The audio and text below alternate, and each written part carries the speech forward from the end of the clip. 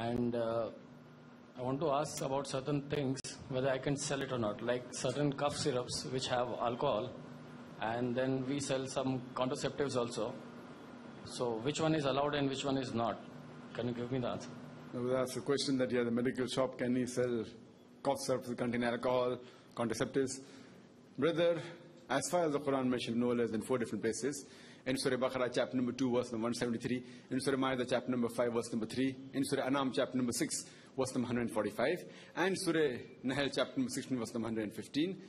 After mentioning the prohibited foods, it says that if under compulsion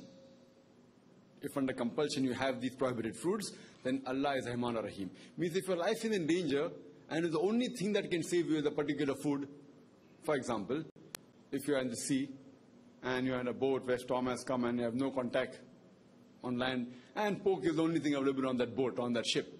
So for that time, though pork is prohibited, it becomes permitted for you, but the moment you come on the shore, it becomes prohibited. Similarly, if alcohol is the only drug that can save your life, then it becomes permitted. But I am aware, being a medical doctor, that many of the drugs and the syrups, they do contain alcohol where it's not a necessity.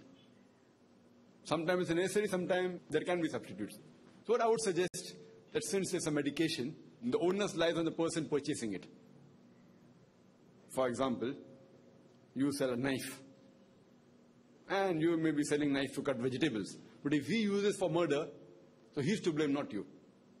What I can suggest, that you can give other alternatives of cough syrup which do not contain alcohol.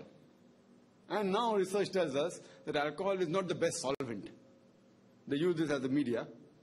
So there can be other substitutes. So you as a Muslim, you can sell substitutes which do not contain alcohol. At the same time, I wouldn't say it is haram to sell, but if you promote the other drugs, it's preferable.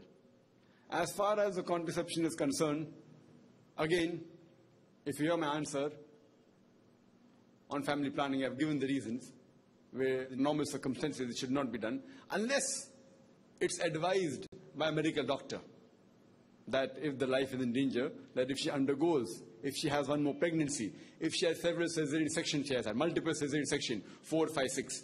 And if the gynecologists say that one more pregnancy is detrimental to her health and she can die, under these circumstances, as a last resort, family planning and contraception can be done. So if you are selling certain products, and if you know that the majority of the people purchasing are indulging in wrong things, I personally would prefer that if you don't indulge in these things, for example, it be property or the other things. So these are mainly used for wrong activities. It again depends upon a taqwa. But if you know if someone uses it, these contraception, for a reason which is jaiz in Islam, which is permitted in Islam, then it's fine. But if you know that most of your customers are not using for this purpose. So as far as the temporary method is concerned, there differs opinion among the scholars, whether it's allowed or not allowed. As far as the permanent method, OC pills, all the scholars unanimously agree it is haram, unless it is used for medical reasons. So that depends upon each individual, where does he fall in. But if you feel it falls in the grey area, I in your position wouldn't have sold it. I being an individual person, I wouldn't have sold it. But I'm not giving a fatwa that it's haram to sell, that I have to ask a faqih. But as an individual person, if I was running a medical store, I would not have sold these things. Because I know that most of these are used by people for reasons which are not jaiz in Islam. So I as a person individually would not have sold. There's a difference in fatwa and a taqwa. The fatwa you can take from faqih, it depends on individual taqwa.